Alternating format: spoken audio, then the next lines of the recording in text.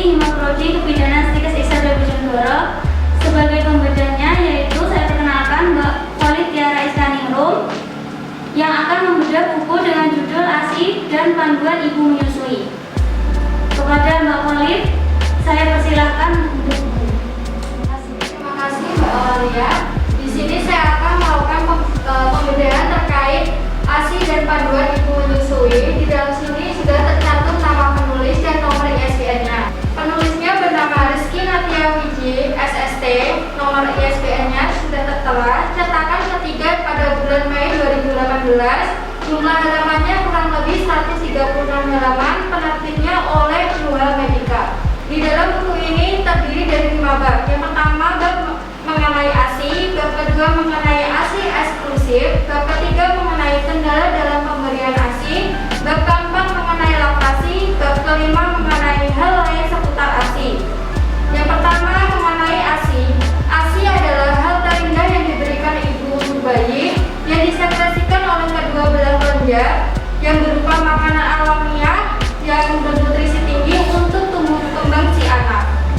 Selanjutnya, manfaat ASI eksklusif itu banyak sekali manfaatnya. Yang pertama, manfaat bagi bayi itu sendiri dapat memulai kehidupan dengan baik, mengandung antibodi, ASI mengandung komposisi yang tepat, memberikan rasa aman dan nyaman pada bayi, dan adanya ikatan batin antara ibu dan anak, serta ASI meningkatkan kecerdasan otak bagi bayi.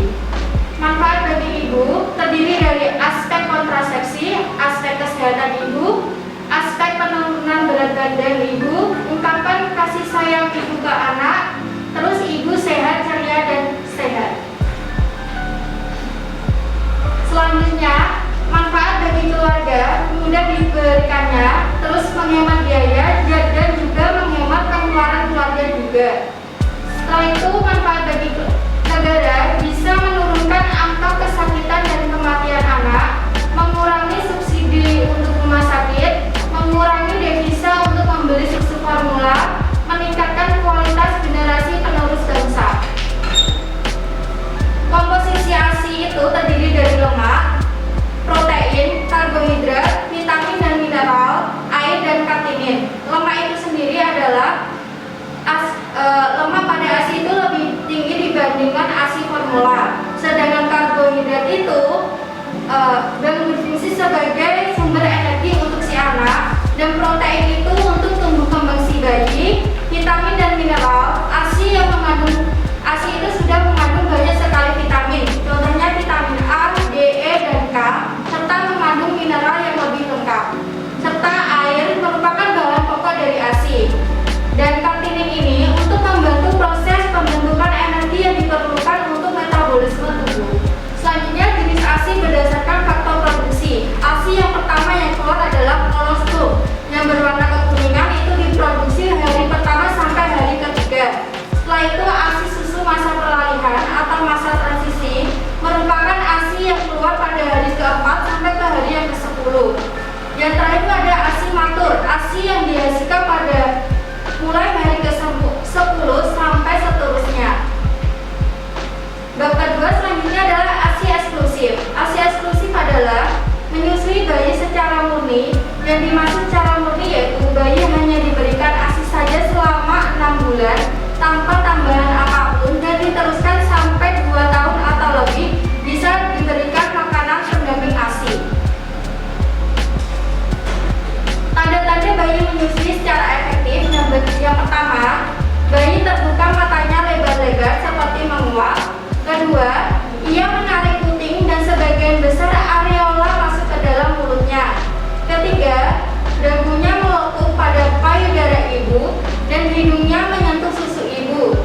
Yang kelima, rahangnya bergerak secara ritme ketika bayi disusui. Ibu akan merasa mendengar bayi menelan susu. Dalam pemberian ASI ada beberapa posisi menyusui. Yang pertama bisa posisi berdiri, rebahan, duduk, menggendong, posisi mengepit, posisi berbaring miring, posisi menyusui dengan kondisi khusus.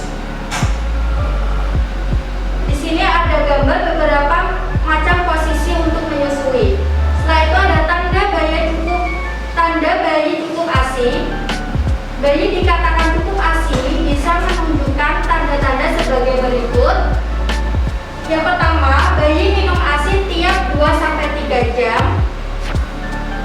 Dalam 24 minimal mendapatkan ASI 8-10 kali. Kotoran berwarna kuning dengan frekuensinya lebih sering. Bayi akan buang air kecil setidaknya 6-8 per hari. Ibu dapat mendengarkan saat bayi menelan ASI. Payudara terasa lebih lembek yang menandakan ASI telah habis. Warna bayi merah atau tidak kuning yang menandakan ASI dan kulit terasa kenyal. Pertumbuhan badan bayi dan tinggi badan sesuai dengan grafik pertumbuhan bisa dilihat di buku KIA. Perkembangan motorik bayi itu lebih baik. Bayi tampak kuat sewaktu-waktu saat lapar, bangun dan tidur dengan cukup. Cara pemberian ASI yang benar, yang pertama, ibu bisa cuci tangan dengan sabun terlebih dahulu, peras sedikit ASI dan dioleskan ke puting susu ibu dan sekitar areola mamae. Ibu bisa duduk atau dengan posisi berbaring dengan santai. Bayi diletakkan menghadap ibu dan sanggah seluruh tubuh bayi menggunakan bantal. Dekatkan badan bayi ke badan ibu. Segera dekatkan bayi ke payudara sehingga bibir bawah bayi terletak di bawah puting.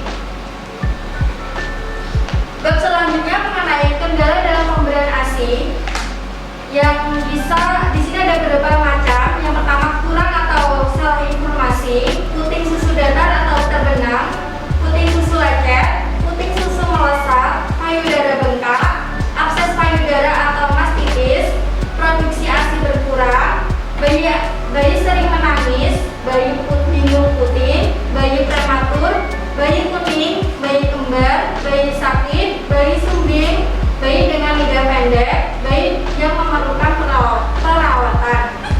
Faktor yang mempengaruhi kualitas ASI bisa dijadikan dari faktor makanan ibu, faktor isapan bayi, ketenangan jiwa dan pikiran ibu, perawatan payudara, dan ibu mengonsumsi rokok dan alkohol.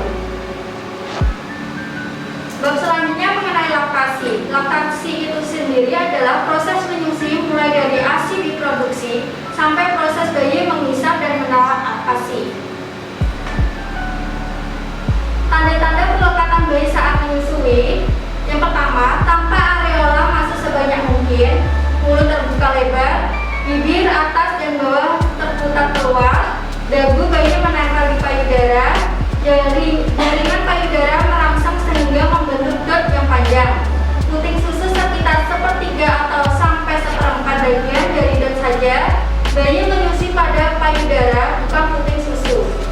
Tanda-tanda pelekatan bayi saat menyusui yang tidak benar antara lain tanpa sebagian besar payudara atau areola payudara berada di luar, hanya puting susu dan sedikit areola yang masuk ke mulut bayi, lidah tidak melewati gusi atau berada di depan puting susu, atau lidah sedikit sekali berada di bawah gudang ASI. Dan terakhir itu bisa hanya puting saja yang menjadi dot. Bab terakhir mengenai hal lain seputar ASI. Makanan yang mempengaruhi produksi ASI antara lain bisa ada pare, daun katuk, bayam hijau, bayam merah, kacang hijau, bunga pepaya, semangka, serta labung siam. Di sini adalah salah satu contoh untuk memproduksi ASI sehingga ASI keluar lebih melimpah. Kesimpulan dan saran dari saya, kesimpulannya adalah ASI adalah hadiah terindah yang diberikan ibu kepada anak yang disekresikan oleh kedua belah kelenjar payudara yang berupa makanan alamiah yang diberikan kepada bayi untuk tumbuh kembang si anak. Terus saran dari saya, sebaiknya para ibu memberikan ASI semaksimal mungkin untuk pertumbuhan dan perkembangan bayi selama 6 bulan. Seharusnya para ibu tidak menggantikan ASI dengan susu formula karena ASI memiliki semua kandungan zat penting yang dibutuhkan oleh sang bayi. Kelebihan dari buku ini sangat bermanfaat bagi para ibu maupun calon ibu dan bagi mahasiswa sebagai referensi untuk penambahan ilmu. Kekurangan buku ini ada beberapa penulisan yang sulit dipahami oleh pembaca. Itu tadi pemaparan terkait ASI dan panduan ibu menyusui. Selanjutnya saya kembalikan ke Mbak Moderator. Terima kasih Mbak Alif. Untuk sesi selanjutnya yaitu sesi tanya jawab.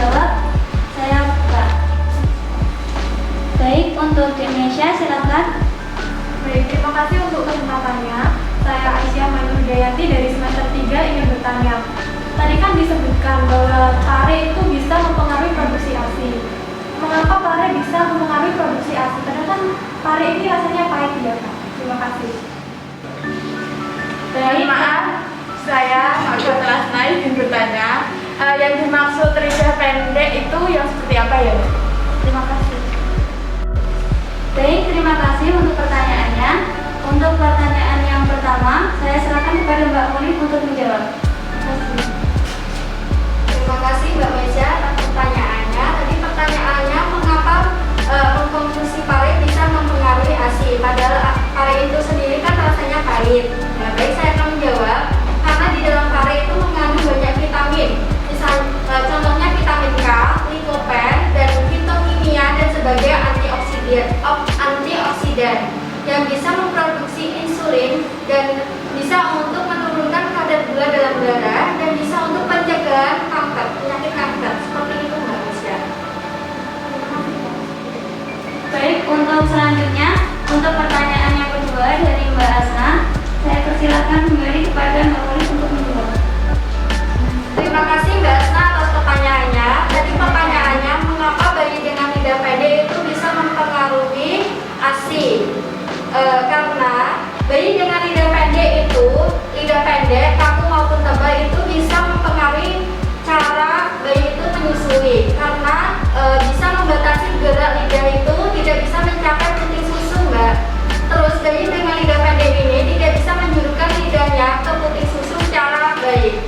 Dan biasanya ibu bisa memegang kedua bibir bayi segera setelah bayi itu menangkap payudara ibu supaya bayi itu tidak menggerakkan mukanya sehingga bisa menghasilkan ASI yang maksimal. Seperti itu Mbak. Dan kondisi seperti ini tuh jarang sekali terjadi pada saat ini. Terima kasih. Terima kasih Mbak. Baik, terima kasih Mbak Muli untuk jawabannya.